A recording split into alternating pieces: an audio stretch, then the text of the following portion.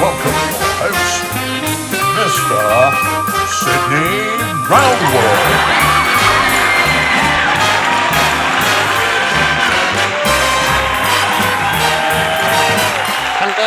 Hello, thank you. It's very kind. Hello and welcome to this, the latest edition of the TooFatLardies Oddcast. Tonight is a special Ask Sidney occasional edition where we open our mailbags and ask you, the listeners, to send in your questions for me or my colleagues. We've not done this for some time now, and as always, we have a whopping pile to get through. Joining me on the couch of contemplation, I've got the dynamic duo of Lard, Nick Skinner and Richard Clark. Chaps, welcome to the show. Thank you, Sidney. Nice to be here. Nice. Hello, Sidney. How are you, old chap? I'm very well. I haven't seen you since Thursday. No, indeed. Well, we were walking past the Bridge of Aspiration, if you remember. We were, and I can't quite remember that as well as I remember the start of the journey. But that was a good walk and good entertainment, but good to see you again. And now we've got a bulging mailbag today that I'm not going to ask you what you've both been up to. We're going to not visit the workshop, but we are going to get stuck into the listeners' questions, as we've got a real mix, as I'm sure you can imagine. So lie back on the sofa of sincerity while I probe you both on behalf of our listenership. With the first question from Chris on Facebook. Chris has got two questions. First of all, what rule set would you like to make if money or other limitations were not a problem? And Chris's second question was, where can we place bets on which title will be on the actual printed book, Bonsai Bonkers? So, who's going to take those questions? Thank you very much, Chris. Well, I think the second one we'll have to wait and see. Where you can put bets on, William Hill, Ladbrokes, or leading chains, I'm sure will be following the Bonsai Bonkers when the last sword is drawn debate with interest. I'm not sure if you can get it on one of their online gambling apps, but remember, when the fun stops, stop. The real question there is, what rule set would you like to make if money or other limitations were not an issue? And the answer is, I'd love to do something, big battles, mid-19th century, Franco-Prussian War, Austro-Prussian War, the type of thing that is not vastly commercially attractive, but nevertheless, I don't think my life's mission will be complete until I've actually written that set of rules. So, but yeah, it would definitely be that. That's kind of my first love in terms of war games periods. And it's unfortunate that in the days of full colour publications, you've got to sell so many rule sets for such an obscure period to make the balance sheet work. It's not really a commercially viable period, I think. But yeah, so that would be for me. What about you, Nick?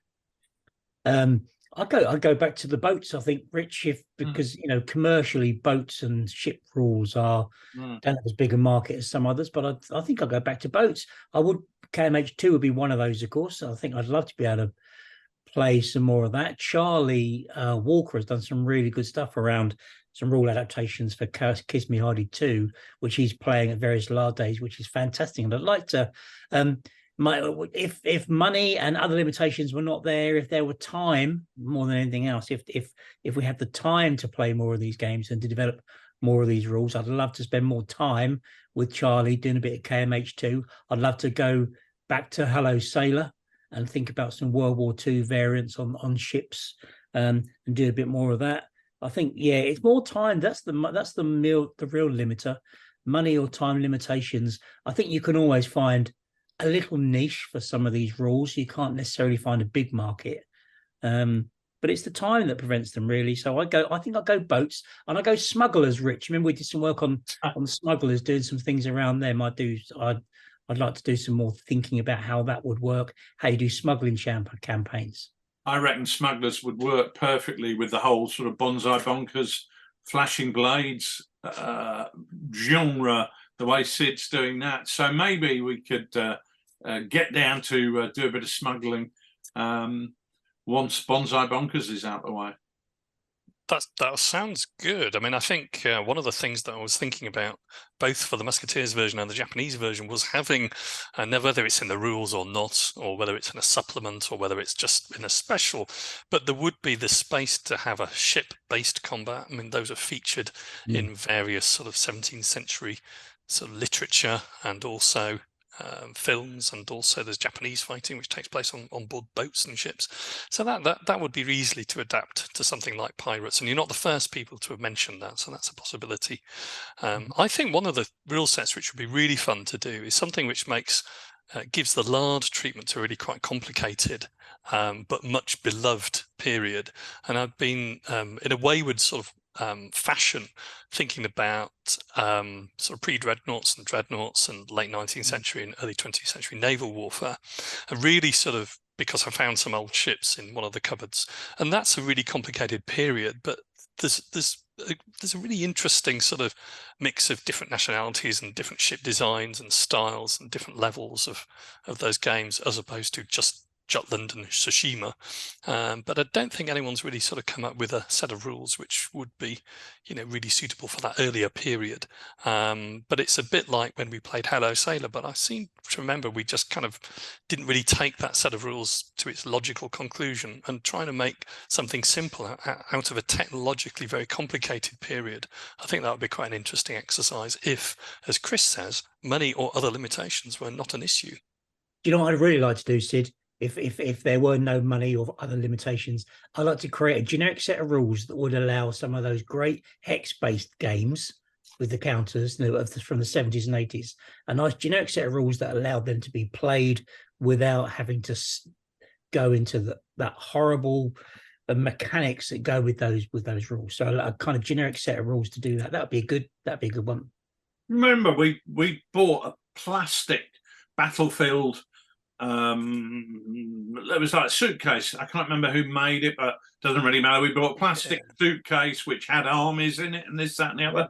And we looked at it and we thought, let's have a look at the rule. We were in the car going somewhere. We talked through the rule mechanisms, and we thought, bloody hell, this is nicely produced, but I don't know who's done the rules, but I don't think they really thought about them a lot. And we thought, wouldn't it be great if we could just rewrite a set of rules to make the rules a bit more interesting? Because I think a lot of companies who are really interested in producing their figures, and they often produce rule sets as the second string to the bow. They haven't really focused on that. They focus so much on getting the physical product right, they don't really think about the rules. Whereas I think because we don't produce that physical product, I think maybe we can take a more open-minded look at the rules and try to make something more interesting. But let's not dwell on that, because I think we've got so many questions that we could spend all day talking about what we'd like to do. Let's talk about what we might do. What's the next question then, Sid?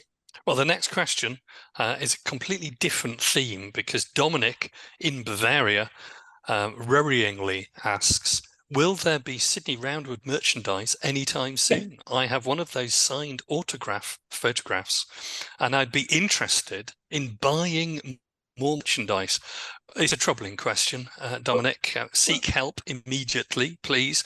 But I'm not the marketing director, so I have to hand over to both of you for your views on Dominic's question. What about a range of Sydney's secrets? Some nighttime lingerie wear, the Roundwood R embroidered on it in the most appropriate place. I can see that as being a range that would do really well. Sydney Das, the sporting range for the middle-aged man, with the sort of wannabe Wimbledon middle-aged star.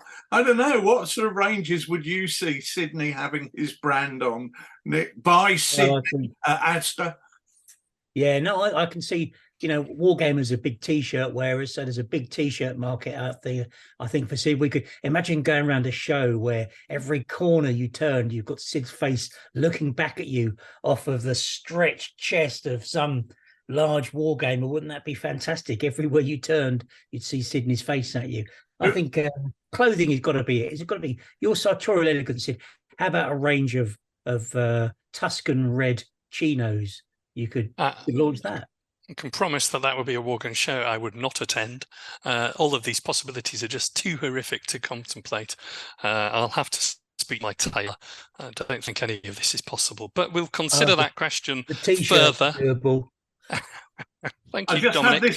I just had this vision of somebody buying a T-shirt and then over the next 10 years putting on a huge amount of weight, like wargamers so often do, still wearing the T-shirt. So you have this distorted, gurning face of Sidney Roundwood at twice its natural size, like some monstrous apparition in the night. People would be going to wargame shows and getting PTSD as a result of this gurning monstrosity bearing down on them. I think actually, Dominic, in Bavaria, that is something we could not do to the world of wargaming. Well, to get a Bavarian theme, though, we could go with a Stein. We could create some kind of Stein with Sydney's face on it. That would be for the beer consumers of Europe. That would be nice. Maybe a sponsored green teacup might be more appropriate. What? But I can see where you're going with the Stein. All of those are horrific, I've got to say. Sydney, nobody who listens to this podcast drinks green tea. Yeah. But Sydney would love to. Not an overlapping part of the marketplace. Sydney would love to be synonymous with a Sidney Roundwood teapot. That's definitely more Double me. teapot. Yeah.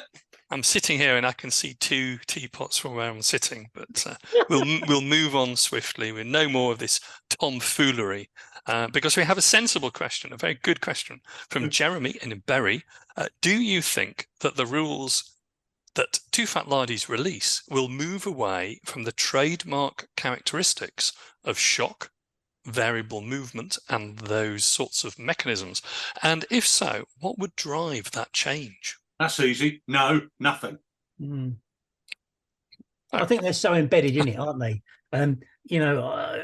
Variable movement, I think, is probably here forever in our rules. And shock. I mean, shock might appear in different forms, and I can see that it might emerge to manifest itself in different ways in different rules, but it will still be in there somewhere. That mental aspect, if you like, as much as anything else of what's going on, is always going to be there. The important part about shock is that your range of results, it's not a man is dead, nothing happens. It's a man is dead, nothing happens. But also in the middle, nobody's dead, but you get psychological stress that it's going to impact on the unit. And I think the fact that our rules focus so much on the impact of psychology in warfare and the pressures of and stresses of combat on the individual soldiers is something it's always going to be there in one form or another. And to be honest with you, we've been so consistent with its application. I think that means we're pretty wedded to it, to be honest. Yeah, I think also that you don't quite know what the future brings. If you're studying a particular type of combat and there's an aspect of it that really needs to be brought to the front in the mechanisms, then we would put something else in there. So it might be that there is something else that we haven't yet come across that will come in to be a clever way of merging some aspects of gameplay together. But we just haven't. If it is, we haven't got there yet. I think that's absolutely right. So, for example, when we look at the Far East supplement and then the Pacific handbook that's going to come out after that, we've got issues of fatigue in a tropical environment, and part of that is how to apply that. And some of that is shock, some of that is other things. But yeah, it's a variation on an existing theme that works, and we've taken that and taken it on another step to deal with a very, very specific situation. So yeah, it's going to be there or a variation on that theme. And I do think there is space for us to get always smarter with the way we combine dice outcomes to create potentially different outcomes each time. We spoke on the other podcast, didn't we, about how dice tell the story and how you can combine one dice roll within another one to prevent you having to throw a dice. So I think there's ways we can be smarter always with the way we use dice in rules. We're pretty wedded to the mechanisms we've got now. The future could have something else exciting in it. Who knows, mate? The future's not really certain on that one, but it'll be an interesting development however we go. But from the future to perhaps the past, because Benito in Madrid asks, you were very actively doing online Kriegspiel games a couple of years ago. Are you planning on continuing to arrange more in the future? Will you be open to write a guide on how to organise and run Kriegspiels based on your considerable experience and very relevant know-how?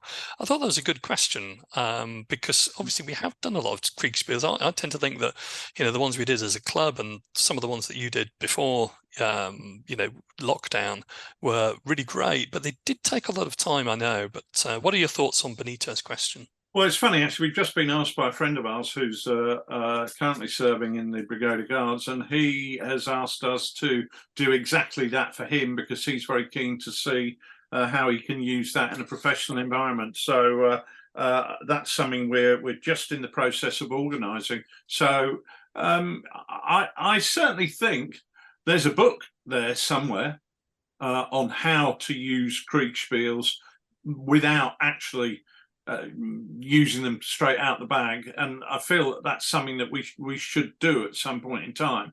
But are we going to arrange more Kriegspiels in the immediate future? Well, I think one of the things about lockdown meant that some of the pressures of everyday normal work were taken away. For example, it was very difficult to publish things during lockdown because the printers weren't at work and the distributors weren't at work, and I couldn't go and visit them if they were. So that meant I had to take my foot off the gas in that respect, and that allowed a lot of time to do things like running those games, and they really can be 24/7 in terms of the time that's demanded. And now we've come out of lockdown, I've talked a lot about what's in the hopper and how the funnel at the bottom of the hopper is me, and I'm busy trying to get everything out of that. So it ain't happening for me at the moment simply because of pressure of work, and I can't devote the amount of time to it that I would love to do. But maybe next year when the hopper's not quite so full, and I've got some different plans about what I'm going to be doing next year in terms of what products we're going to be developing and what we're going to be doing. It would be nice to think we could do something along those lines, because I do miss it, from not only from point of view of playing it, but also from running them as well. Nick, and it's your baby, really. You're the expert on it. Well, it's something that is always close to the front of my mind about, we could run one. I've done lots of testing of another system, which is Miro, which people will know as a virtual whiteboard. Miro? Miro, M-I-R-O. Oh, right. It's a good utility that can be used for Kriegspielers to share maps and share information online. And I've got lots of I played around with that lots, but I've yet to launch into a big game to explore it. I was talking to Reg from Dagenham about this the other week, about using that a bit more. And I would like to be able to do some more on those. I think I've got lots of campaigns, lots of games in my head. Some of those big old map games that we were talking about earlier on, again, the hex-based ones, great way to explore those is to find a way to play them. Or just take the campaign map. And of course, maps can be historical. They don't have to be from hex-based games. Funny enough, hex-based game maps replicate the historical map. So just play the historical map instead. So there's lots of that we can play with Discord. Lots of ideas around campaigns for that. But Benito also said, will we write a guide on it? Well, we did write a guide on it of sorts. It must have been in the 2019 Christmas special, was it, Rich, or 2020? We wrote a guide about how we'd run the various Discord games, and because there is a way to set them up at that time using the technology available at that time that worked really well, and I think that's all still applies.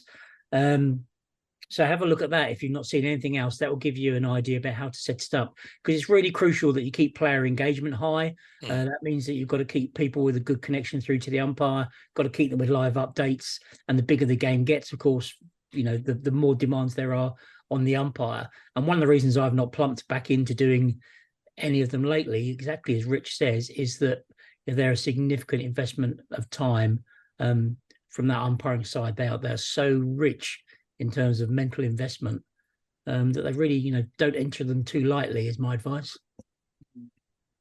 Splendid stuff. Well, plenty of opportunities in the future. So Benito, thanks for the question. We'll see where that one goes. And still on looking forward to things, we have the wonderfully named Mega Slippers on Twitter, who has asked, the Lardies have been rubbing various lamps and a War Games genie has granted them one wish each. Ooh. How would you use that wish to change the hobby for the better? Great So- name, Mega Slippers. I wonder if he's a friend of Dorothy. Various rubbing of lamps. What a great opportunity to change one thing. I tell you what I'd do. There's absolutely no doubt about this in my mind. And I thought it as soon as I saw the question on Twitter, it was I'd go back in time and get rid of competition war games because I honestly believe that there was a shift from taking the world of people like Don Featherstone and Tony Bath in the early days of wargaming, who were playing war games for fun and scenario-driven wargaming for fun, and then somebody came along and decided that it should be a competitive sport and we should all go to points and just line up our armies on the table. And do you know what? For the last 20 years, we've been trying to put the fun back into wargaming that was sucked out by whoever that evil wizard was, who converted us all from gamers having fun to gamers lining up 1,500-point competition armies. And I honestly wish that had never happened. And that evil wizard I would condemn to some dark, dank, dirty dungeon of alliteration. Very good. Well, that's quite severe. Nick, is your wish going to be as radical? That was moderate compared to the way I feel about it. I don't know. I've not seen this question, so I'm not prepared to answer it. But I do want to say first, however, talk about rubbing genies, that my genie, Paul, someone knows, being unwell and been in hospital. So I want to just to send my very best wishes to Paul for a speedy recovery and hope that he's back on his feet very, very soon, because I've got lots of stuff that I need him to print. But of course, obviously, I want him to do, I want him to be well as well, not just my own selfish purposes. How would Hold on, Nick, can we just qualify that? Would you be happy if he was well just for long enough for him to print the stuff you wanted and then become poorly again? What's your level of concern here, mate? Well, I would wish him a very long and fruitful and happy and prosperous life. Most of which, but print my stuff first. Most of which is spent printing stuff for me. The longer, obviously, the longer if I wave a magic wand and me and my genie can live forever, that would be one of the things that I would arrange for, and then he could print everything for me for eternity. Let me tell you, mate, I think everybody listening to that knows exactly how you feel and exactly what you meant. But let's carry on. You carry on, mate. Don't worry. But how would I use it to change that? What would I do to change that? I share a lot, Richard. I think people like me, I have to go selfish again. Struggling with space. It's the space requirements of the hobby. It's the fact that sometimes you need too much space, and it's the only thing that restricts people in growing their armies is the fact they've got nowhere to put them or nowhere to paint them. I think I'd love to be able to get all my figures professionally painted. That'd be a nice wish, but it wouldn't really change the hobby. It would change my hobby. I think, I think something about the boundaries between historical and fantasy gaming would be an interesting one to take on in terms of how things have been different. Could be different with that. I like more overlap, I think. I mean, having said that, I've said this many, many times, I don't know anything about orcs or goblins, and I'm not a huge fan of fantasy games, but I do know it's a massive channel route into the hobby, and I'd like that hobby to be as smooth as it can be for people. Interesting. I think we're going to touch on that later, aren't we, Sid? But yeah, we are. Well, I think my wish might be similar. You don't get one. No, there were 3 wishes. I'm sure there were 3 wishes from Mega Slippers. I'm not giving you 2. I mean, that would just. I'd wish everybody to have a Sidney Roundwood T-shirt. There we go. That would change the hobby forever. And lingerie set. Well, why have you done that? You've used 3 wishes now. You've used 2 wishes. That doesn't give me a wish. Well, my wish will have to stay secret then. You've used 2 wishes then. Yeah. Everyone's got a Sidney Roundwood T-shirt, which frankly is an irrelevance in everyone's life. And you've both had your wishes. I mean, I only had 3. So thanks for using my wish. Sorry about them Mega Slippers. That's what we can put on the T-shirt. Sidney Roundwood. He's irrelevant in everyone's life. That would be a fantastic and indeed a fantasy sort of thing to do. But talking of fantasy, great friend of the pod, Mark in Southampton, hopefully is, Mark, Backhouse, as opposed to anyone who's called Mark who lives in Southampton, who's probably very pleasant as well. But Mark in Southampton asks, with Midgard hovering into view on the horizon, if you were from a fantasy race, which would it be and why? And what about your fellow Lardies? Bloody hell. Which fantasy race are you going to be, both of you? Nick would have to be a dwarf, because if he had a big beard, he would look just like a dwarf. He could be Nicholas Oakshield, or So what's fantasy then? Well, Mark doesn't specify that. Because humans are in if you have fantasy, to ask. Yeah, they are, yeah, because I would be a human, but you couldn't just say I'll be a human, because that's a bit boring. I'd have to say I'd be from Gondor, or I'd be from a rider of the Rohirrim, or Tom Bombadil, or somebody like that. I personally would rather be from Gondor, because I like that backs to the wall losing narrative. It's been the story of my life. I know I would be, without a shadow of a doubt. Yeah. I'd be. I'm not sure if it's from fantasy or not, but they are in Narnia, aren't they? I'd be a centaur. I'd be half man, half horse, right? For all the reasons that you're thinking, Richard, but also because I've just been to Newmarket for the weekend, and I could spend the whole weekend galloping up and down with the horses, winning. You know, going across the start line, get buckets of water thrown over me in the winners' enclosure. People could put bets on me. I could win loads of money. I'd be a centaur. Centaurs they've got real, their abs are fantastic. Their hair is beautiful. They can run really fast.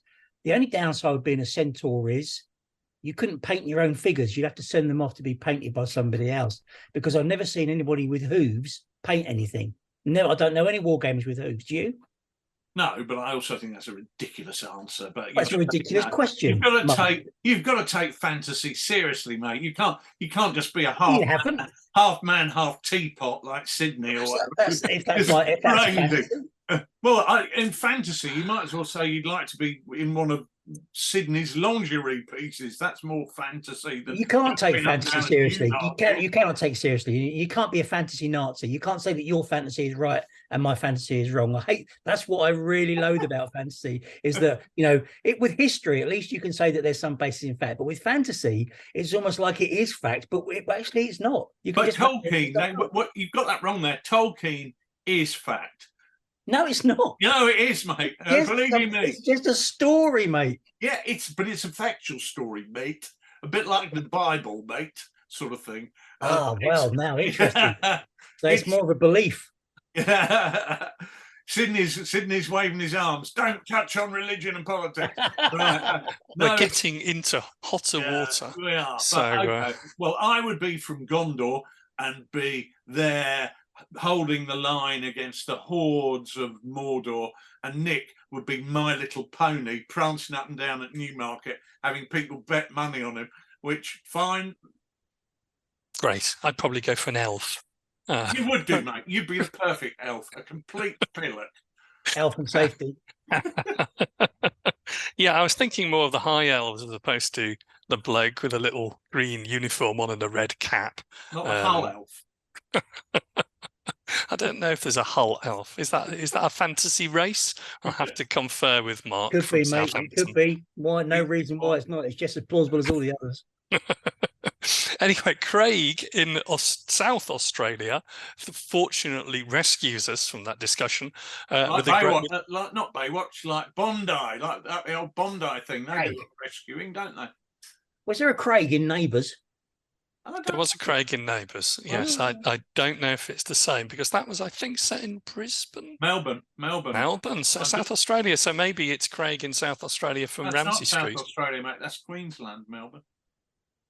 Oh, I hadn't realised South Australia was a province. Apologies to all the Australians listening to this podcast. I thought that was just like could be a geographical south. Yeah. Anyway, Craig asks a great question, because you often discuss on the Oddcast a number of game mechanics representing events happening on certain dice rolls, special rules, and so on. Which game mechanism are you most proud of designing, and what game mechanism are you really struggling with designing? Which game mechanism designed by others are you most envious of? So what are you most proud of? What are you struggling with? What are you most envious of? Well, I'm struggling with geography because Melbourne's in Victoria. North Queensland. But moving on from that, Nick, you think about that while I recover from getting my Australian geography so wrong. Yeah, well, which I mean, I don't designing. I don't know that there's anything that I would be able to say that what have we designed from scratch that did not exist in some shape or form or evolved form of evolution. I think it's a pretty bold statement to say we designed this and it didn't exist before us. I think it's a pretty bold thing to say. Rich, you could say about shock and the way we use some of that. No, I was going to say that's probably very true for you and what you've developed. But, come on then. Let me come, Mr. Bighead. Come on and tell us what you've designed. Yeah, well, to be honest with you, you're absolutely right. What is new under the sun? I mean, I think some of the things that we've done have been new, but new in terms of the way we've applied them, not necessarily new in terms of completely invented. Yeah. I always say I don't do pride, but it just doesn't seem just being proud sounds like a bit being big-headed. What have we done that we've done? Well, I think if I'm proud of anything, it's putting emphasis on fun again, unlike that bastard who's languishing in that dungeon now. Yeah, if I'm proud of anything, it's putting fun at the heart of the games. What are you most envious of? Which mechanism from either another Lard author or indeed anyone are you most envious of? Or perhaps put a different way, although Craig didn't ask this, what have you most been inspired by as another mechanism? I'm going to change it again. I think one of the things that most envious of, I look back at some of the old designs, the kind of when we first decided that we're going to be movement and we're going to have alternate goes and we're going to have firing and morale and those standard, if you ask ChatGPT to write your set of war games rules, it gives you a chapter on movement, a chapter on firing, a chapter on morale. I'd like to sort of go back to a point. I'm envious of the people who got to decide that was the structure that was being followed, because I think that I'd like to think that we would have had it given it a slightly different structure. And I think that structure now is so embedded in the way that game design works that actually anything that pushes away from that is kind of disruptive and revolutionary still, because we still want things to have that structure. So I'm envious in a way that structure is so embedded in all of the ways that our games work. I'm envious. I'm not envious of I don't want to say, it was me who did that, but I'm really interested and jealous in some ways that is a core mechanism that we find it so hard to get away from. And I kind of wish it had never been invented quite like that. Yeah, it's interesting, isn't it? Our very first set of rules that we produce, I ain't been shot, Mum. You've got a unit on the table and it's got a number of action dice that it can use. And how it uses them, let's say your unit's got 4 action dice, how it uses them, it can do so in any order it wants. So it can spot, and then it can shoot, and then it can move. Or it can spend all 4 dice to shoot, or it can spend all 4 dice to move, or all 4 dice to spot, or 2 on this and 1 on that, and 1 on the other and 1 on something else, and things like that. And when that came out, a lot of people just went tilt. Yeah. Because they were so they were so embedded in the idea of you've got to have a phase within a turn in which you move, and then you've got to have another phase in which you shoot, and then another phase in which you test morale or whatever.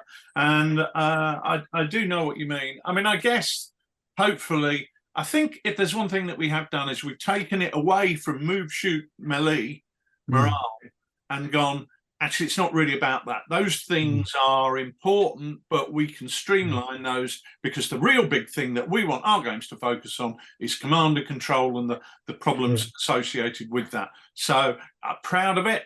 Don't really like the word, but I'm pleased that that's the way we've gone, and I'm pleased that we are where we are. Well, Rich, one thing in particular I think you should be proud of is the patrol phase, because I think that is fundamentally really important in the way that games then play out from that point, and it allows you to create a different game each time with the same table, and it allows you to cut out all that wasted effort as well of moving up from baselines or having marked up deployments, anything like that. I think the patrol is a fantastic initiative or invention, and I think it's something that I think we're going to see more of. I think it's certainly something that influences my thinking for lots of other games as well. Yeah. What other things Go on, sorry. Well, I was going to say, yeah, and it developed further forward with things like ambush points and deployment points in Infamy. But it's interesting, isn't it? I was talking to Alex from Storm of Steel. Greetings, Steel fans, not off. And he was saying, isn't it odd that it's such a popular mechanism and people really love the patrol phase, but nobody else has ever used it in any other game system? Yeah. Nobody's gone, hey, that's such a good idea. Let's do a variation on it. Although I think has Dave Brown done so? I'm not sure in O Group. I can't really remember, but I think what he's done with the combat patrols is a variant on the thing. Grabbers, Sidney. It may be a little bit early for people to do things like that. I mean, it takes a while to 12 years, 11 years, 10 years. People don't necessarily want to plagiarize, obviously. I mean, people do pick up mechanisms and they do use them for their own rules. So maybe we'll see. But I take your point about 12 years. One of the things that I'll tell you what, sorry, Sid. If you've ever played the game, what's the game? The online game. Oh, the All Hell Let Loose, which is available on PlayStation, where as a you can play in that game as various roles in your military squad. One of the things you can do as a squad leader is deploy a position. I can't remember what it's called now, an OP. You deploy an OP, which is basically a jump off point from which your electronic squad will then spawn from. Which, you know, I'm not at all suggesting that that's in any way, shape or form, you know, a copy of what we do, but it is the same example of how you can use that mechanism. And I think other rules can use that really smartly as well. And I think you get some great rules from it. One of the things, Sid, that I'd like to grapple with is designing a naval game that doesn't have any bookkeeping. Oh, that's a really interesting idea. I mean, that complexity, which I think the more you get into more contemporary warfare after about 1880, one would say, you know, for naval, I think that complexity, which is a technological aspect of velocity and armor and projectiles, that is a challenge to try and simplify that. I want to know why the difference. What is it before then that's different? I don't know. Well, I don't think you get the same. You have different weaponry, don't you? You don't really have the same sort of velocity and power of the guns which have been used on the ships. I don't think it matters. It's still two. You know, it's me and my boat and you and your boat. It doesn't matter whether it's 1250 or 2013. Well, I think that then you got the distinction between the sort of different armor classes and effect of weight of projectile and force and velocity of the guns firing. I mean, those are the things that contemporaries thought were very, very important. I mean, you can't just say that they're not relevant. I mean, that was essentially, think about the Washington Naval Treaty and the London Naval Conference. Those are the sort of aspects they were I'm always thinking about the Washington Naval Treaty. It's very important, very interesting, fascinating part of history. But we must move on. We can't just talk about things in the abstract, because Andy in Leafy Cheshire has a great... We can't just contemplate our naval. Sorry, mate, it was a naval joke. If only I'd have We should come back to that though, Sid, because I think it's interesting. You put an interesting divide there between kind of modern era naval and pre-modern era naval, which I think is a schema you need to change, mate. Let's put a pin in that, as some of my work colleagues would say, and let's come back to that in another podcast. We've not done a naval podcast, and I think that would be a really interesting one to do. But before then, we've got Andy in Leafy Cheshire, who says Infamy and the Far East Handbook reflect asynchronous warfare. With this in mind and the lessons learned, could we see a Charlie Don't Surf 2? Yes, if we get that magic wand wish that we got earlier on. Never say never, but... Okay. So never say never, but there's a but. Very good. And Axe Breaker on Twitter asked a similar question. When will the battle reports feature again on the TooFatLardies YouTube channel? As I quite enjoy those and would love to see more. Could you explain to me how that is similar to asking about... Well, Andy in Leafy Cheshire, right? Andy in Leafy Cheshire and Axe Breaker were both asking if they can have things or contemplating. Right. Charlie Don't Surf 2. I see. It's the most vague connection possible. Okay. That's what hosts do. They're supposed to thread this sort of confetti of questions together in a way that is interesting. That's kind of the only reason I'm here. Quite how CBBC have failed to pick you up, Sid, I have no idea. Your ability to segue from from one thing to another without any contemplation of whether they have any relevance is is beyond parity. Right, parity. Not good with stuffed animals. That's probably why. The answer is actually Axbreaker. That what happened is lockdown stopped a lot of things that previously were normal, and we kind of got out the habit of doing those games that we used to do regularly. And the answer is yes, we really ought to get back to doing it. And again, the problem is going back to this thing about the big funnel, and I'm the man at the bottom at the moment. And this is going to be the case for all of this year. I am so up to my neck getting these products that we've got on the desk ready for publication. I've really got to focus on one thing at a time, do what I'm doing. But yeah, I really want to get back into doing stuff for Lard TV, because it's something we used to really enjoy doing. Just, I don't know what, we just got out of the habit. I got out of the habit of going down the pub in lockdown, but I soon got back straight into that one. So that's a crap excuse, isn't it? Well, getting out of the habit of things and getting back into good habits is something that Dominic, again in Bavaria, or still in Bavaria, has asked about.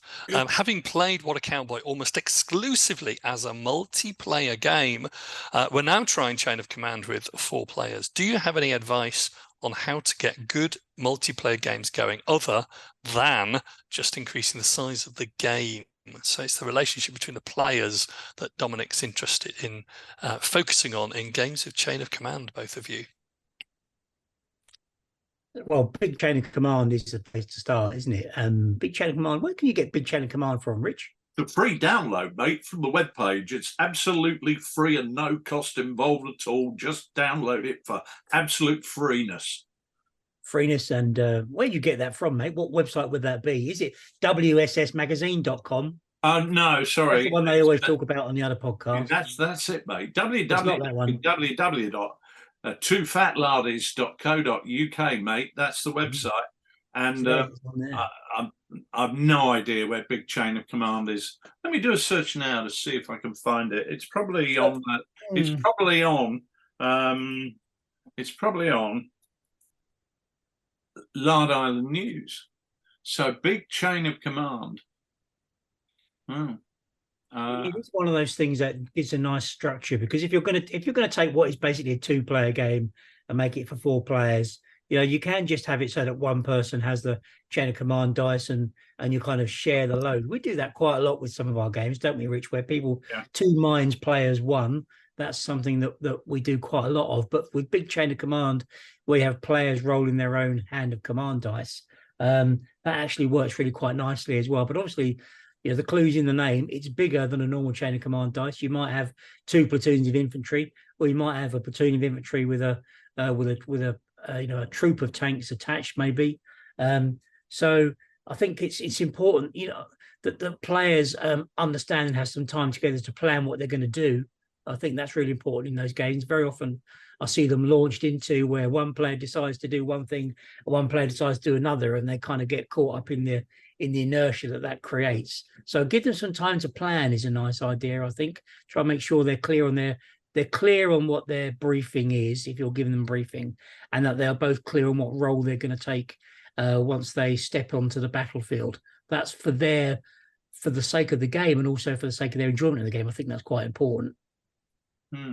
Well, I've no idea where you find Big Chain of Command. So I need to right that wrong, don't I? So why don't I, in putting this together, making that available on Lard Island News to go out, so it's available to download by the time this Oddcast goes out. That makes absolute sense to me. Well, very good. There's an answer there, and there's a point of future work for you, Richard. And we'll move on with a question from Joe in Watford. What is it that makes Lard Days and community activities such a success? What's the magic recipe? Because they feel, according to Joe, different to other groups and events. So the question probably for all 3 of us. But, well, it starts with a P and ends in L. People. I don't know, because I'm not in any other groups. What makes the community such a success? Well, I think going back to something I said earlier, we've locked that evil wizard in the dungeon, and so all that crap doesn't come along with what we do. The games are about having fun. The games are about playing scenarios which are fun, and I think the community that's evolved, it hasn't been created, the community that has evolved has kind of simply picked up on that theme. We're here to have a good time, but we're also here to make sure that the people we're playing with have a good time as well. And I think that spirit of consideration for other people is high up on my list. And in many ways, I think you know, Sid, that I'm one of the kindest people that you know in the hobby. I'd agree in many ways. I think for all of your bluff and blunder there, Rich, you are a very pleasant person to spend time with. But I would actually say that I think there's a number of things working. What a brown noser. Yeah, I know.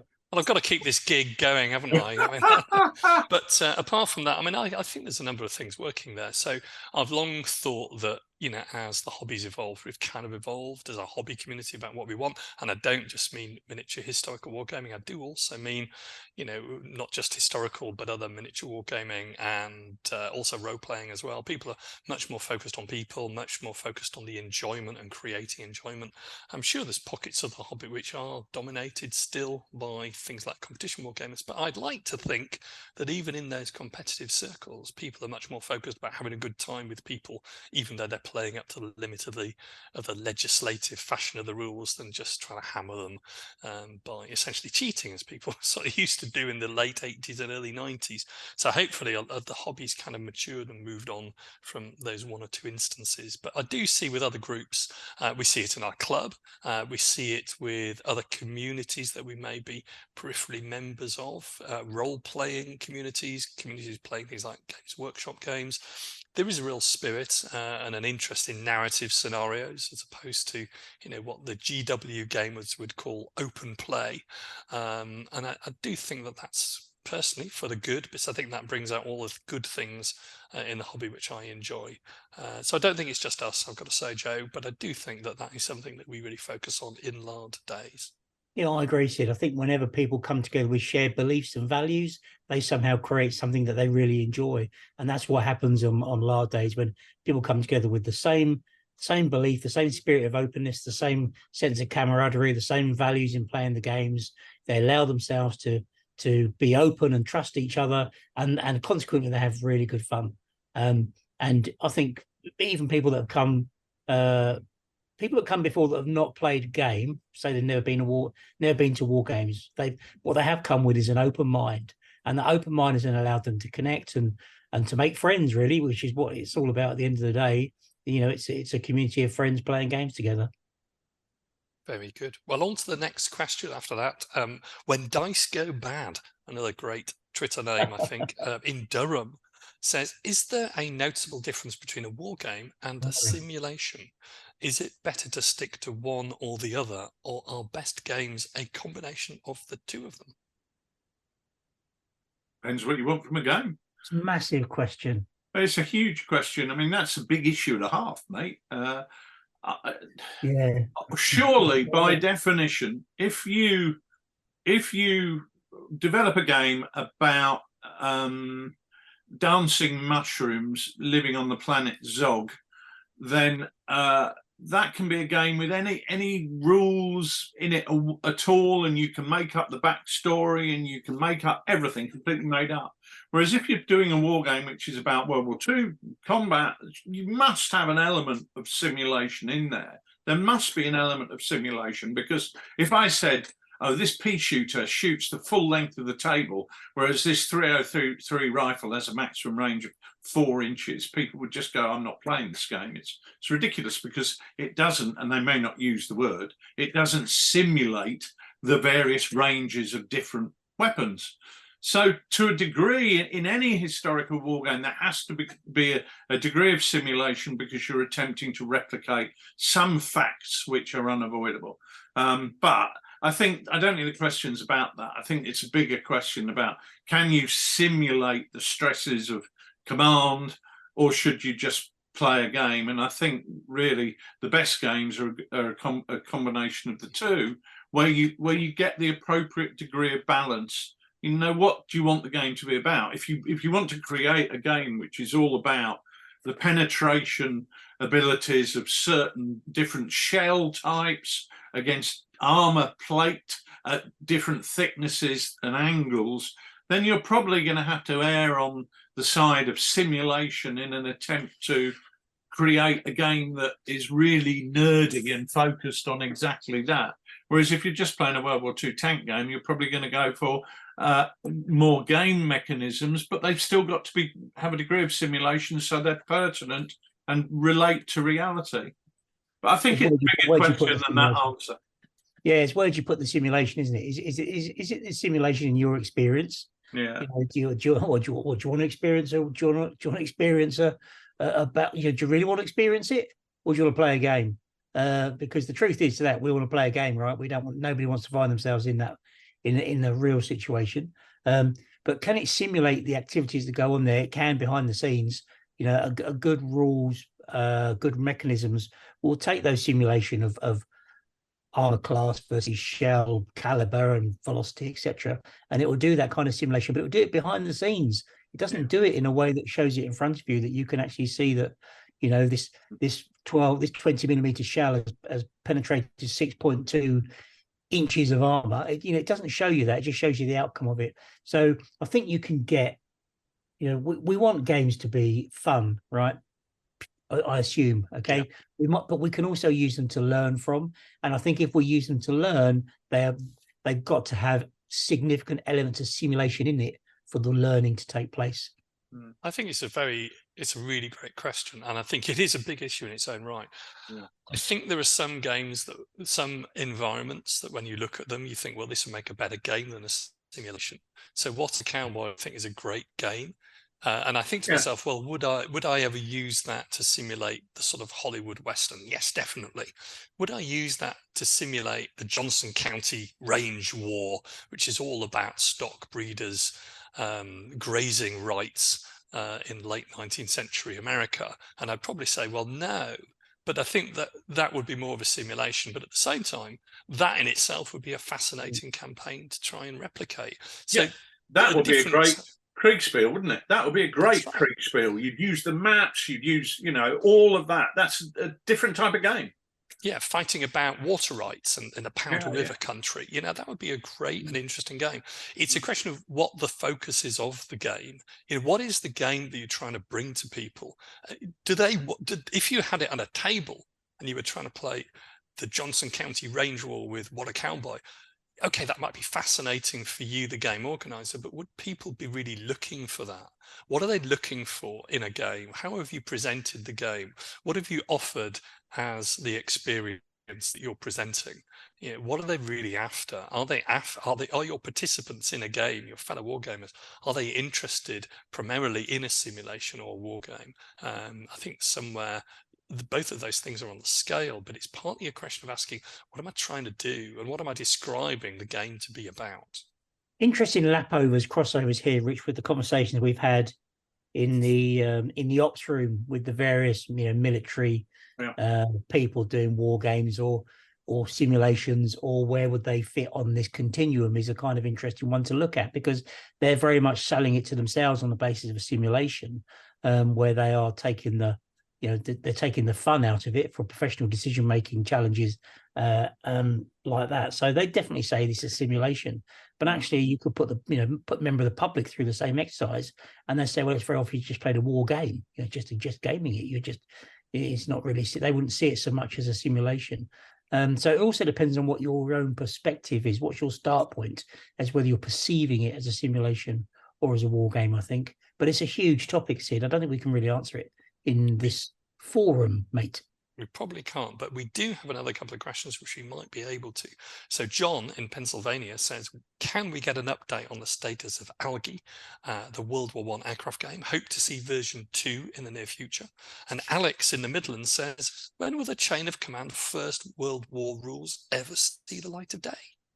Well, the answer to both of those is exactly the same. I've no idea. Algae as a variant on Water Tanker was something that I worked on during lockdown, but I had a load of time on my hands at that point in time. It's definitely something I'd like to come back to. I've got huge fleets of World War I aircraft that I'd love to game with, but at the moment I'm too busy to think about it. Ditto for Chain of Command, First World War. There's something there. I haven't found it yet. There's something there. And I'd love to do it because First World War is a period that I'm intensely interested in. But I haven't got the headspace to even think about either of those two at the moment. I was looking at First World War figures, some of the oh gosh, what are they called? The Brigade games, some of the Brigade games, First World War, Lawrence of Arabia figures. I'd love to do a bit of Lawrence of Arabia, Chain of Command, First World War. That'd be absolutely fantastic. But again, it's a bit Magic Wand territory at the moment. Yes, a bit. Very good. Well, some answers there for both of our questioners. And Chris in Georgia asks, over the last few years, the Lardy gamers have focused on smaller numbers of figures for their rules. Do you believe this trend will continue, or are we likely to see games which are more of the scale of I Ain't Been Shot Mum getting released in the future, or even larger games? That's an interesting question, based around a sort of premise that our games have been using smaller number of figures. Possibly true, certainly in some situations, but I'm going to ask you both, do you think that's a trend we're going to see? Is it a trend at all? And what about the days of the bigger scaled game? I think the truth of the matter is that if people aren't aware, TooFatLardies is a business, but TooFatLardies is really an embodiment of our hobby. So what we do in terms of what rules we create and what we go to next are not part of a business plan where we can say, yes, in Q3 2025, we're going to be producing this product and this is the vice president who's in charge of that, because it doesn't work like that. It's just, what does Nick fancy doing? What does Sid fancy doing? What does Rich fancy doing? And which ones of those actually cross the start line and then make the arduous journey to the finish line, they're the ones that get published. And like any wargamer, we flit from candle to candle like a moth, or from flower to flower like a butterfly, in your case, Sid. Thank you. I'll try and take that as a compliment. I don't think I've flitted that much. Butterflies and moths are really interesting creatures. So I'm happy to be there, but I don't think I've flitted that much. They're not interesting creatures, mate. They're just poxy animals that nobody cares about. That's not quite true. No, it is. That's not a question. Toy soldiers, mate. That's what we're interested in. That's what I'm talking about. And Andy on Facebook has a great question, which I know we'll all enjoy.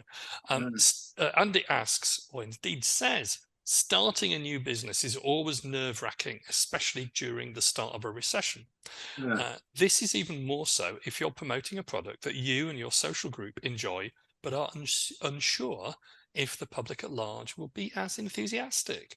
I wonder if this concern and worry diminishes with each successful launch, or conversely, does it escalate as production standards and costs increase? For example, Andy goes on, before the launch, how confident were you both that What a Cowboy would be so well received?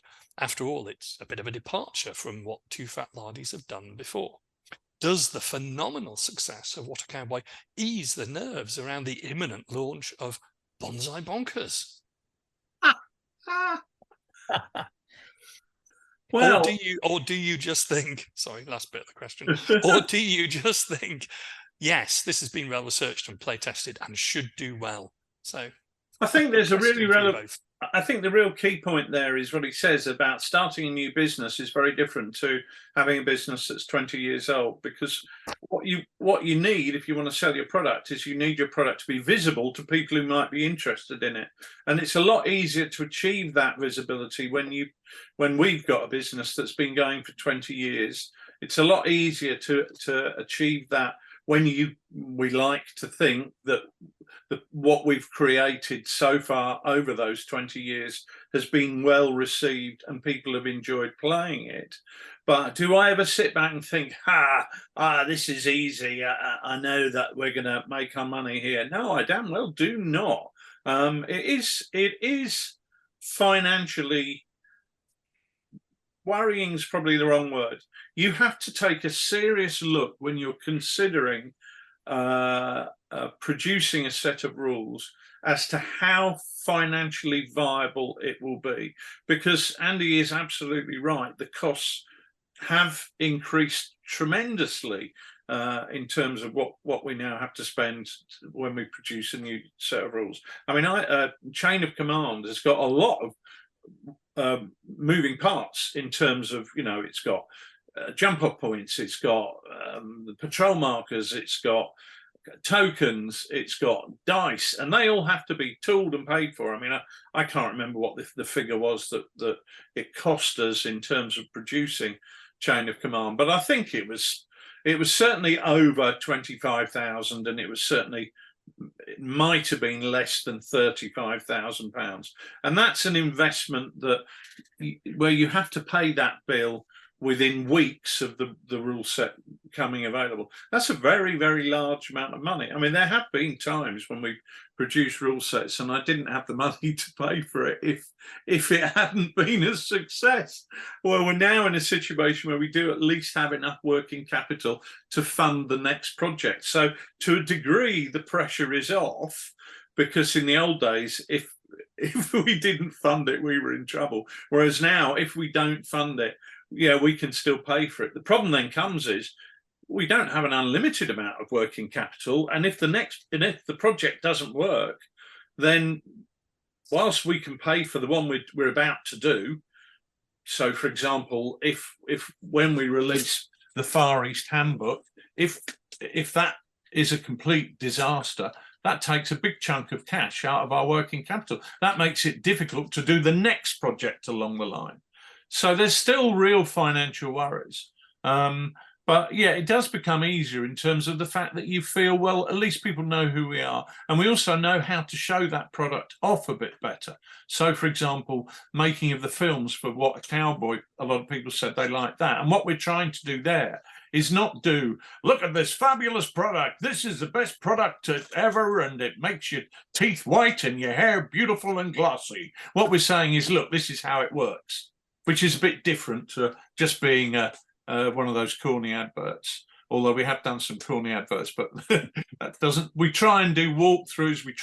We know what we're doing in terms of showing people what's coming. So hopefully we're a bit better at it. But the amounts of money involved are concerning. I think some of the things that give us more confidence are the fact that we are war gamers ourselves. We look out there, we play games, we look at what's around, we know what we enjoy, and we know what we think other people enjoy. So we think that, but all the while we can deliver that sense of enjoyment. If we enjoy it and we think it's good, we're pretty confident that actually gamers are going to enjoy it and they're going to think it's good as well. We've also got a massive audience now, a massive community of play testers who are quite good at telling us if it isn't very good. Yeah, they're quite good at feeding back to us and saying, actually, you know what, that don't work, mate, try something else. So that allows us to tune it a bit more, so it's less of a risk. And what's a Cowboy, quite a part of TFL, says Andy, but don't forget, What a Cowboy was based on What a Tanker. So we'd already kind of made a departure before that that had stepped us into that space, if you like, which itself was a risk, but again, because you've done it before, you've got some experience in it, you kind of know the pitfalls. As Rich says, you know where you can take a risk and where you perhaps might not take a risk. But ultimately, I think we back ourselves through the strength of the connection with the community and what the community, how we think we can reflect what they are asking for. I think that's absolutely right. And I think the other thing that we're better at, and you've raised a really excellent point, is about the playtest side of things. A lot of people will come to me with a rule set, like John Sabbett, like James Morris now with Midgard, and say, there we go, it's finished, it's all playtest and done. Well, with a lot of publishing companies, the publishing company will say, fine, absolutely, if we're going to publish it, there we go. And they lay it out and off it goes. We don't actually do that. What we do is we say to those people, right, what we're going to do is we're going to disassemble this. We're going to put it back together. We're going to check the language on everything. We're going to have the wording tested by playtest groups. And we're really going to put you through the ringer to make sure that we have refined this as much as possible. I know John Savage said to me, I'm not sure if I'd want to do that again. That was a painful process. And I know James Morris with Midgard is going through exactly the same feelings at the moment in terms of thinking, oh, I thought that was finished. But this is where I think that we add value as a publisher, is that we can say to people, yeah, it's great, but let's refine it and try and make it as absolutely good as possible. And I think that comes down to the fact that we've got a really good network of playtesters and people who are not afraid to speak truth unto power, largely because there's no power involved in this organization. But yeah, it's we know a lot more now about what we need to do to produce really high quality sets of rules, and I think that's something that we've learned over 20 years. It's not something you can learn overnight. Very good. And with that in mind, we've got a couple of 3 or 4 questions, of which are popular questions which popped up. Gary on the Gold Coast in Australia, lovely part of the world, said, any update on when we're likely to see Infamy 2 and General Dame 2? And Mike in Leicester and David H on Twitter both ask, can we have an update on the Three Musketeer game you've been working on? Tell us about your flashing, Sydney, your flashing blade. Well, Flashing Blades has been really continuing the engine of When the Last Sword is Drawn and the Three Musketeers Flashing Blades game is the same. So we've been continuing playing testing those, mainly on the Japanese one. There are some differences between the two, but I think we're kind of happy with where we are on Flashing Blades at the minute. We need to work on some of the factions a bit more, and we've got a lot more play testing to do. But as regards timing, it's very much a question of what else is in the queue, and also whether it makes the cut at all. But yeah, hopefully we'll move forward on both Flashing Blades and When the Last Sword is Drawn in due course. I think from a publisher's perspective, the answer is Sid and I are in the process of getting together, because I haven't been involved in that for the last year. We're in the process of working out our diaries so that we're going to get some games of that in and actually going to talk about how that moves forwards. So that's going to be the big reveal, and that's not going to be long at all there. Infamy 2, well, let's talk about General Dame 2. General Dame 2 is being rewritten, so we're coming back to what I've just been talking about. Dave has handed over the manuscript, and we're in the process of working on the artwork, which we, in terms of a theme for how we do that, and we've been talking a lot about that, Dave and I. And I'm now at the stage where I'm going through the structure and looking at how the whole thing fits together, because it's obviously we want to replicate what we've done in terms of other rule sets, in terms of making that look as good as possible and getting that to really be as tightly worded as we can get. So that General Dame 2 is something that is coming together this summer. And Infamy 2 is in the queue, 3 or 4 projects back, I'm afraid. But yeah, it's out there being play tested at the moment. Very good. And Conrad, a slightly different theme of question. Conrad in Dublin asks this question, which may be kind of slightly loaded.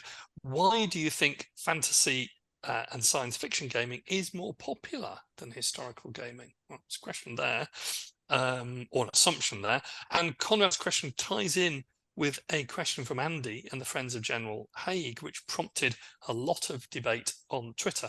Andy messaged to say, historical gaming is just too difficult to get into, is a comment we've heard several times by people used to the one-box GW solution. Do we care? If we care, and I think we should, then what approaches do we take? Or do historicals just need, quotes, more effort, unquotes? So, why are other forms of wargaming than historical wargaming more popular? And also, is that just because historical wargaming is too difficult to get into? Interesting one. That was actually from Friends of General Haig. Andy in Cheshire, Leafy Cheshire, mate, said that he agreed. He said, I think that's a great comment and supports some of his recent conversations with interested youngsters. And he made the observation that you know, we need to recognise that the current generation of youth is well and truly distant from World War II, and there's no point in us attempting to recreate our youthful golden age of airfix soldiers and commando comic, because that ain't going to cut the mustard with them. You know, they grew up on other things. Where there's a question, isn't it? Do historicals just need more effort? I think there is an issue that Games Workshop products, and consequently the different products that they do, are really well presented. They've got a high street store, which, you know, the teenage target audience knows where it is. They can walk in there, they can get instructions. More importantly, they can be told, buy this box and that's your army. Buy these paints and that's what you need to go with it. TooFatLardies don't have that. We don't have a bricks and mortar store. We're never going to have a bricks and mortar store. TooFatLardies don't produce boxed figures to go with our rule sets, and we're never going to, because, to be honest with you, there's enough effort in producing rules and getting that right to try doing that in tandem with producing whole ranges of figures as well. And I think there are so many moving parts in producing figure ranges, and then getting involved in distribution and you know, just the sheer volume of effort in packaging and posting all these different varied ranges of figures. We're not going to do it. So is more effort needed? Well, we can't make more effort. We produce rule sets. That's what we do. And there is going to be an issue that means that our rule sets aren't as accessible as they could be. That's a fact. Yeah, it's interesting, isn't it? You know, because as you say, Rich, if I'm walking through the high street, I might see a Warhammer shop and it might have some dwarves in the window, but I'm very unlikely to walk past a shop that's got, you know, the Prince August molds in the window or anything like that to stimulate and titivate any passers by. I think the dwarf in the window might be your reflection, mate. I think I just note that down for my lawyer, Sid. Right. So, and but because, you know, it's where do they get the excitement for it from? You know, our excitement back in the day, you know, in the pre-internet world, did come from walking down the high street and seeing things in the shop window. I was in Hamleys in London, I think it was last year, where they've still got quite a lot of Airfix and Britain's figures and that. But I didn't see a big gaggle of kids around them getting excited like I would have done. Yeah, there's other things now that excite in different ways, and it's a crowded marketplace for that. I think historical gaming is more difficult to get into. I think also it's because, you know, it's around own confidence of understanding. I think people sometimes feel they need to have an understanding of the history before they can play the game, and I think actually what I think we try to do as best we can is to actually say, well, you know, you might need an appreciation of it, but you don't need to be an expert in it. And in fact, the rules should provide that for you. And you can then go away and read up on it and be the expert if you want to. But actually, the rules should make it easier. Playing Water Tanker, for instance, you don't need to be an expert in panzer tactics for that. But you probably do need to have an appreciation of what World War II is all about. That's a really good point. I think that it all is about the game that one's introducing somebody to, or the historical war game one's looking at. I think the other aspect there is that Water Tanker are the rules on Water Tanker is slightly different to the rules on Chain of Command.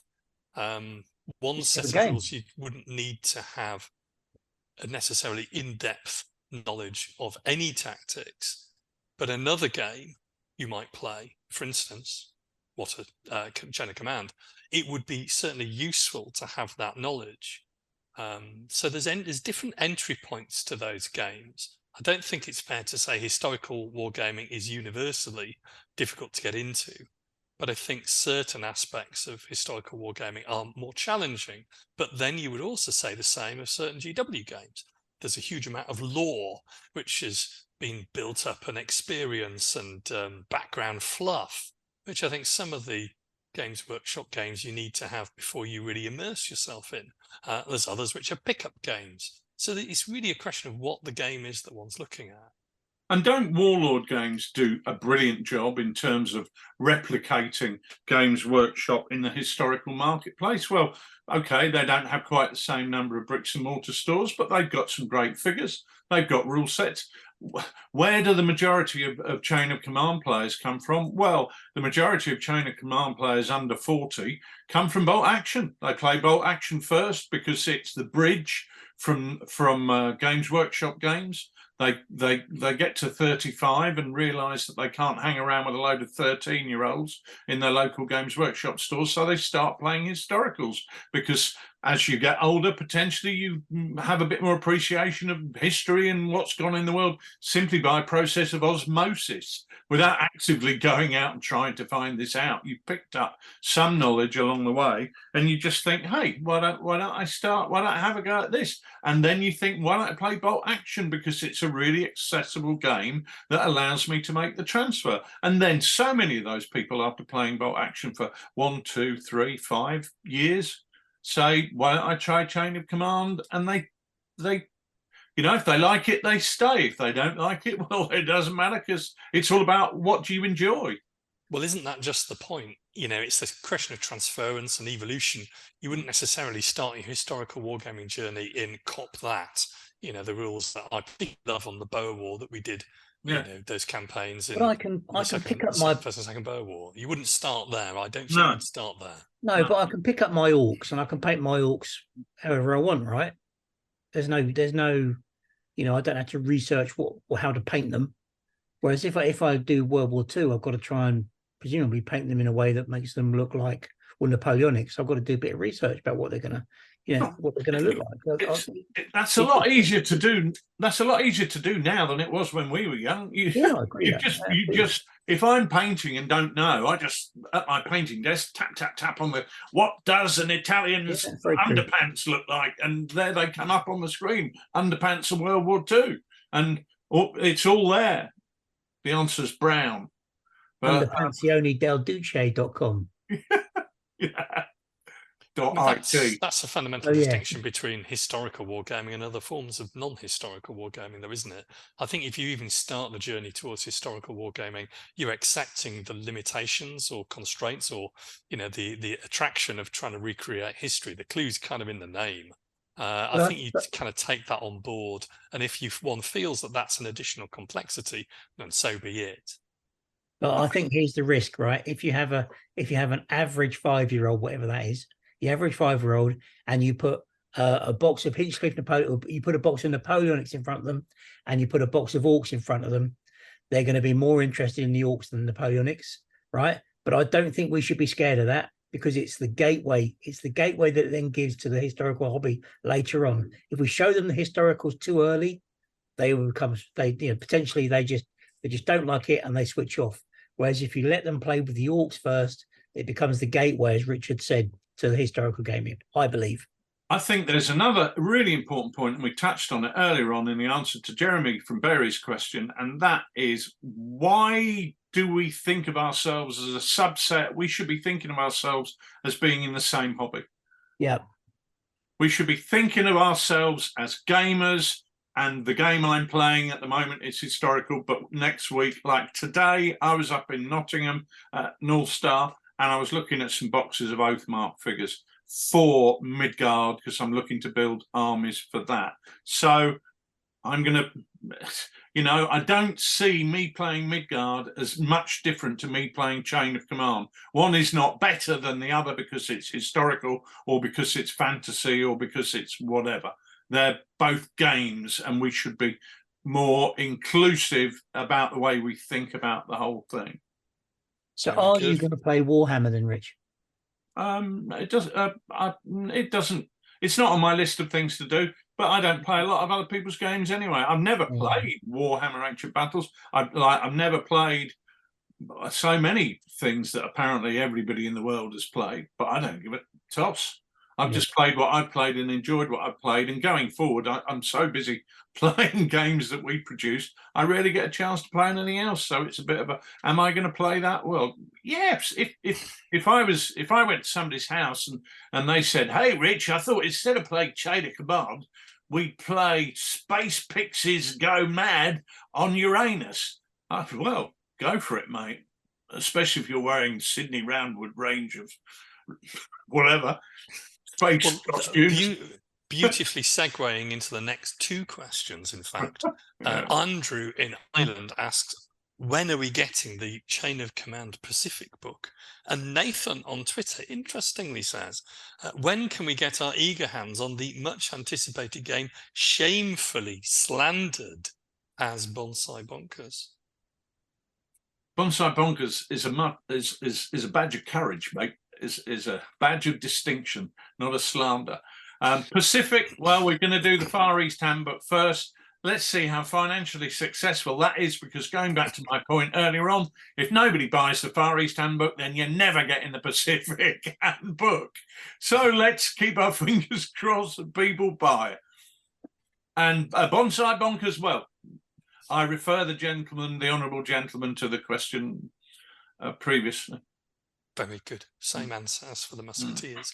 But Archie asks a more tangible question. If you were able to commission a sculptor, a sculptor, to create a new range for you, who's the sculptor and what range would it be? Oh, that's easy. I'd like to commission Paul Hicks to create a range of Sidney Roundwood action dolls. I reckon there could be huge demand, especially in Bavaria, apparently. Nick, what would you do? It's kind of hard to top that, really, isn't it? I think. Realistic gripping hands. That's the bit I'm worried about. But the thing is, questions like this are very, very much inspired by what you're doing at the moment and what you can't get your hold of, what you can't get your hands, on at the moment, isn't it? I quite like some, a few more Kriegsmarine to be available, for instance. Before. That's right. It's I could always find something that's not out there, but then again, we're starting to see them emerge through the wonder of 3D, mate. They're starting to all come through. Well. Can't imagine anything worse than the Sidney Roundwood range of action dolls. I'd love some Japanese figures who are samurai but without weapons. I'll put it down. I'd like them performing the tea ceremony. I'd like them flower arranging in the Japanese art of ikebana. I'd also like them moon viewing. A moon viewing party, I think, would be excellent. It was extremely popular in Edo period Japan to view the different phases of the moon. And I'd also like one forging a sword. I think that would be a great little character figure. Fantastic. Who would I want to do them? Probably Ali Morrison. He designed a lot of my favourite Japanese figures, but basically, if anyone's out there to do moon viewing, flower arranging, or tea ceremonies, please do get in touch. I think I could get the Sidney Roundwood action figures to be doing the tea thing and forging a cheque. Yeah. Yeah, I think definitely that's exactly what that would be the one. If we can get somebody to sculpt Sid doing all of those things, yeah, he can incorporate himself into his game. Sid mooning. Flower arranging, forging a check. Moon viewing. That could be great. Moon viewing. All right, sorry. Move on, Sid, move on. That's a horrific thought, isn't it? Anyway, we're saved by Nick Bellamy on Facebook, who says, how do you balance supporting existing games, new materials, scenarios and updates, and their players against developing the next bright, shiny new thing? When do games get consigned to the graveyard? Looking at you, Charlie Don't Surf and IABSM, as far as people are concerned and left to languish. So that's an interesting question, isn't it? Balancing existing games and new games. Well, do you know what? I think I'm seeing more IABSM at the moment than I would have done a few years ago. IABSM continues to be really popular, continues to be the gift that keeps on giving in terms of company level warfare. It's one that people seem to like. So that's definitely not in the graveyard as far as I can see.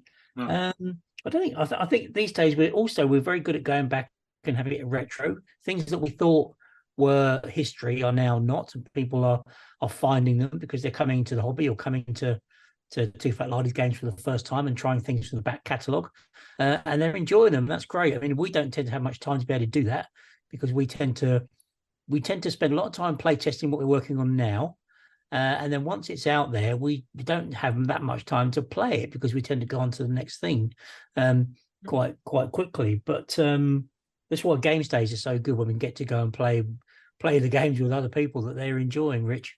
And I think the whole other thing is that the whole premise of TooFatLardies is that it is a communal effort, and we go back to the question about the lard community, and we look at things that, you know, maybe we start the race, but it's not a sprint, it's a marathon, and often it's a relay where other people take the baton on and take it forward further than where it was when we first developed it. And that's very much what Lard magazine is about, because it keeps the concepts and the ideas and the rule systems alive, so that I Ain't Been Shot Man might be 20 years old, but somebody can come out with a fabulous idea, which they write up and we publish in Lard magazine. And that absolutely keeps that whole thing alive. We never think, oh, that's in the graveyard. And again, it comes back to what I was saying earlier about the fact that TooFatLardies is an embodiment of, you know, the three of us, our hobby,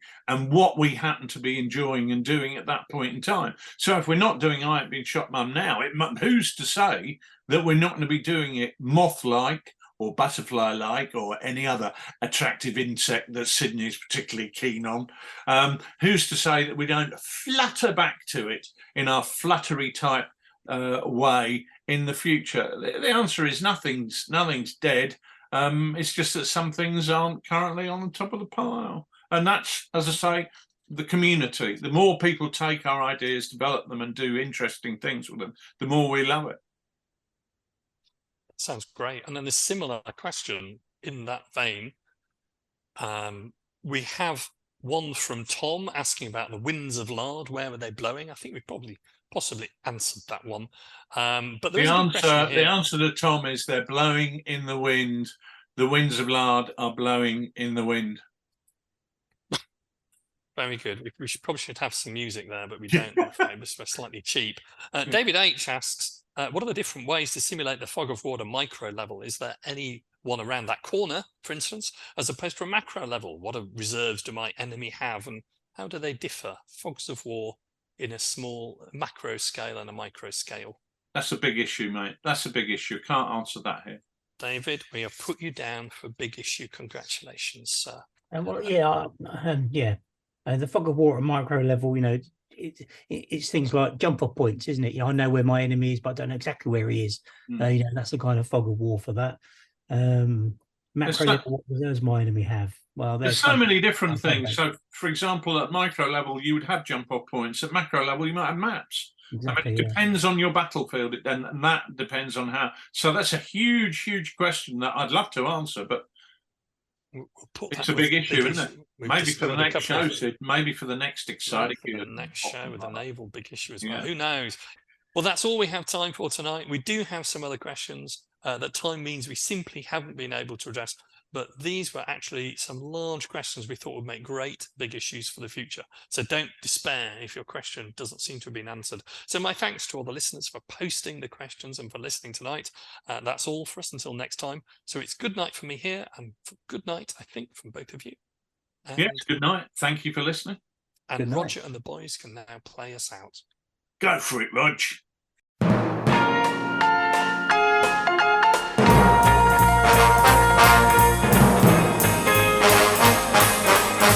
In tonight's show, Sidney Roundwood, joined by Nicholas Skinner and Richard Clark. Music by Roger Barraclough and his band.